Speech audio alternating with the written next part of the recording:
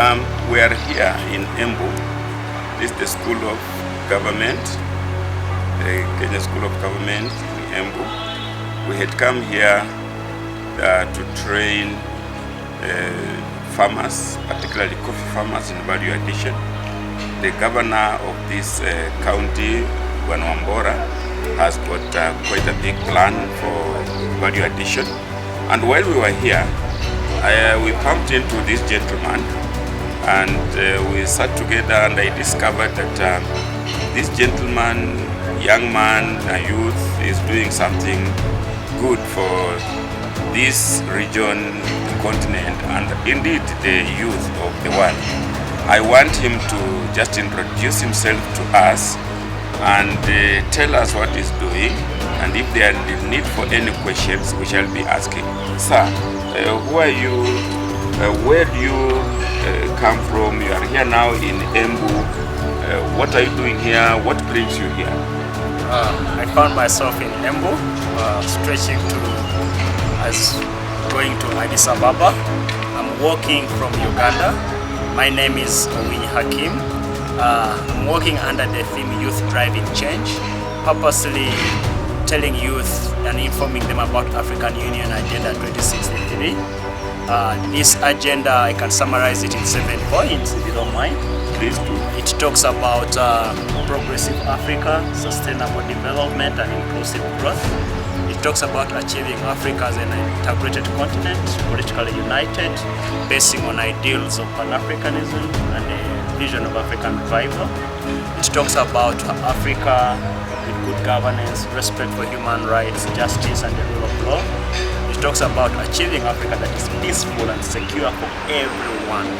It talks about developing Africa, basing on the potential of African people, especially women, youth, and taking care of children.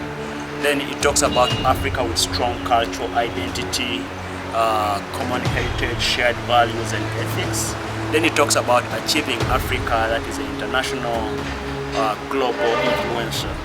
So, but many young people, they don't know about this agenda. And you realize that by 2063, most of them, they'll be the one making decisions for their countries. So my work is how can young people be involved and harmonize this agenda in their day-to-day activity if we are to move forward. Yeah. How can we learn from our past and put wheels on Africa that helps Africa to move forward?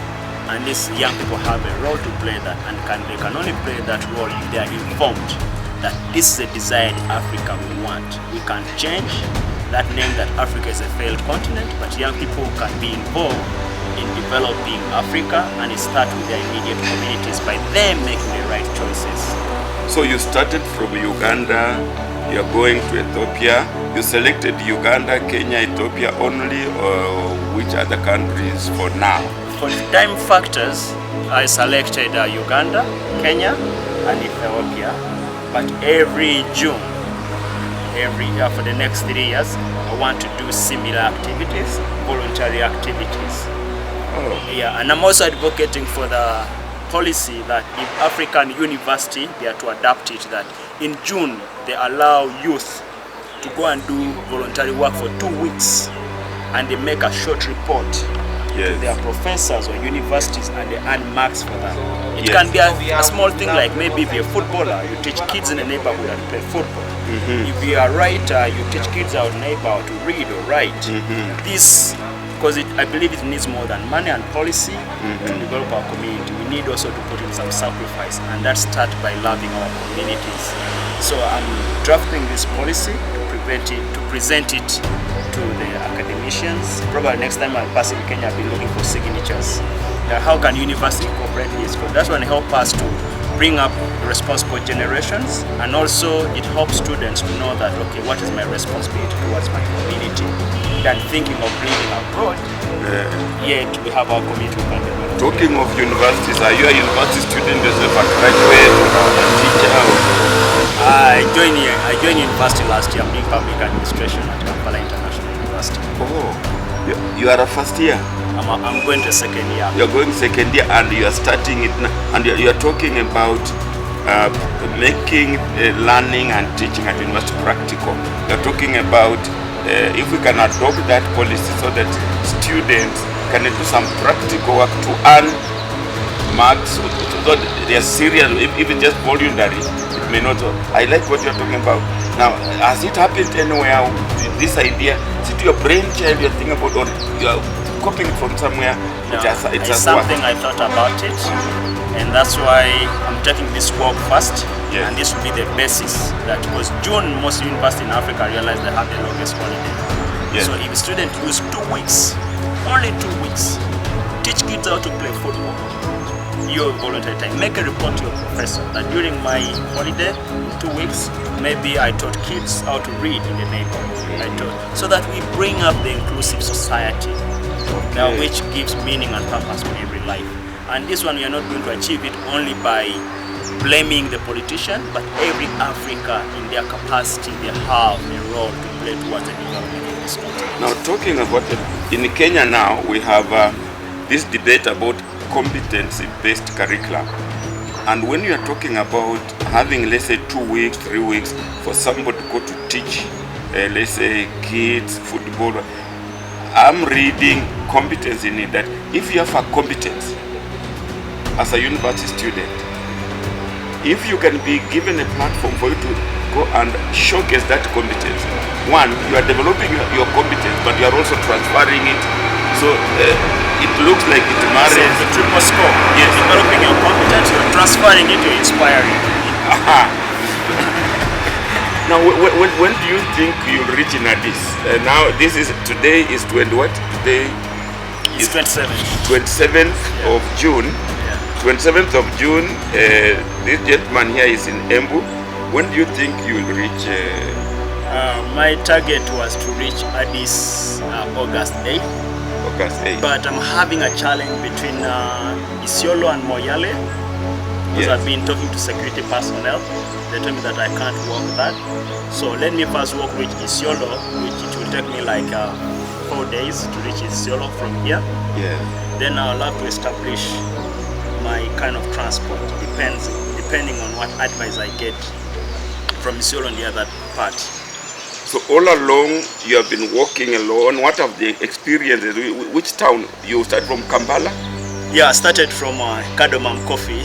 Oh, Kadomam Coffee. There's a professor who runs it. He's a petroleum engineer called Rossini. Yes. In Kampala. It's behind UMI, Uganda Management Institute. Yes. If you've ever been to Kampala. Yes. So my work officially started from there. With friends, and New Vision was there to cover it briefly. Yes. And I started working on the 1st June. What has been your experience from Kampala through Sisi to Malava, Western Kenya, Rift Valley, now past Nairobi, Embu? What has been your experience on the road? It's a very interesting question, but it will be a challenge to summarize it in a short time. But I would like to answer. The experience so far has been so great. I slept in churches, I slept in mosques, community leaders, prostitutes hosted me as well, but not using them. Yeah, where the church failed, I went and this lady was like, you know, I have my night customers, but if you have your sleeping bag and a sleeping pad, you can sleep here. Okay. It was a good experience. She felt like contributing to the cause of my working cause. Yeah. It's hard. I don't want to use that. Maybe the church chased me away. There are churches which accommodated. Waza Kizito in Kakamega was great. Molo, I had a challenge. Here at Embu, the mosque hosted me. So you find like I've been in different communities. So I find it very hard to stereotype that this community behave like this, because I've got mix of treatment. So, and that one depends on what kind of individuals you approach. Because at the end of the day, the institutions we run, they are defined by us. Yes, yes. There's that institution, Kenya School of Governance, does not breathe, but the individual in it, the decision they make, the person you approach, depends on the background where they come from. Yes. The family, the community. So that's why, like, we have to treat individuals as individuals than getting the bad treatment from an individual and you generalize the whole community. Or it depends. I've had people I didn't expect to treat me well, they treated me well. People I didn't expect to treat me good, they treated me badly. So it has been a mix. Police, I had an amazing treatment with them in Thika police station. Yo. They were fighting to buy for me breakfast. They gave me a place to sleep. I paid. But people stereotype that police are corrupt. Oh. You So know? the police actually helped you. In Thika, but there were also other police who frustrated me. So now, in this, you know, you are getting a message out to the youth. People might want to reach you. How best can somebody reach you? Because people are going to watch this video. We are going to put it on YouTube.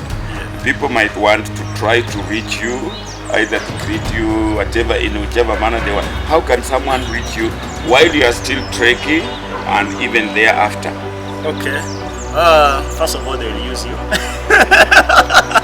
As the first contact. Now you're going to be ambassador for this agenda. Thank you, thank you. Yeah, then you can reach me on www.youthdrivingchange.com. It's a blog, you can like it. You can reach me. Go over it again.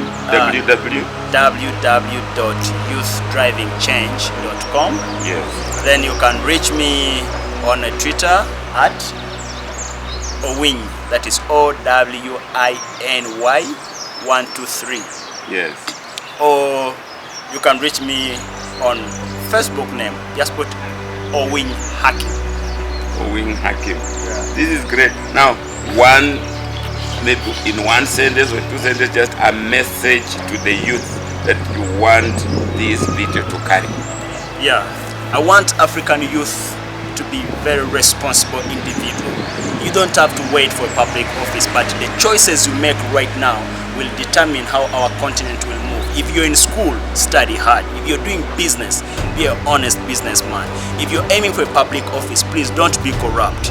Your task is to rebrand how Africa is looked at. Respect women, start good families you can afford. It's not Africa to have many kids even when you cannot afford them.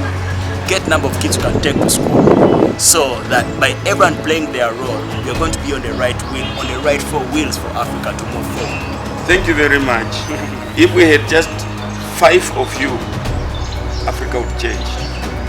You have our support. Thanks, We Professor. wish you well.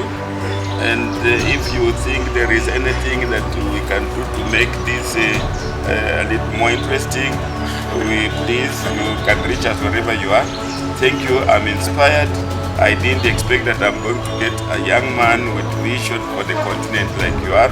Now, the date that you think you might be ending in Addis is not yet known. But people watching this gentleman, this is 27th of June. He is probably next month, he might be in Addis, and we want to watch out for his finishing. Then refer to this video and see that we met him midway, and let us see do what we can. At Kenya School of Government. Yes, at Kenya School of Government in Embu. But thanks for what you're doing. I appreciate it. Thanks for the time you have for young people. Yeah, Good. yeah.